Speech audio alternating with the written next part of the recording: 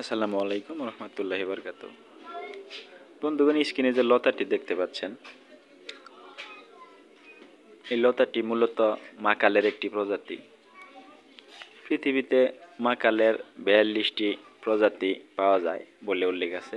এর মধ্যে বাংলাদেশে পাওয়া যায় 14টি প্রজাতির মাকাল।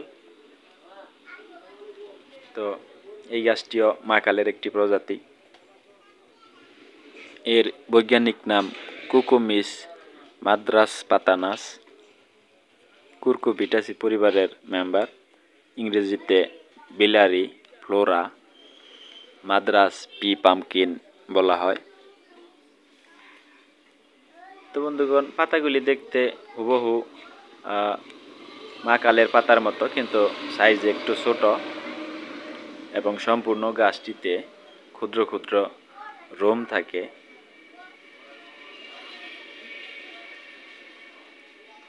ফলগুলি কাঁচা অবস্থায় সবুজ, পাকলে টকটকে লাল হয়ে যায়, দেখতে অনেক আকর্ষণীয়।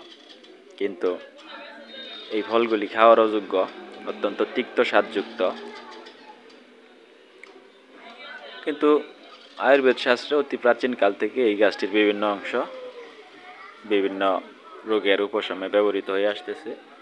বিশেষ করে এই ফলগুলি কৃমিনাশক হিসেবে ব্যবহার করা হয়। এছাড়াও সর্দি কাশি কফ নিরাময়ে এই গাছের মূলের রস অত্যন্ত কার্যকর। তো বন্ধুগণ,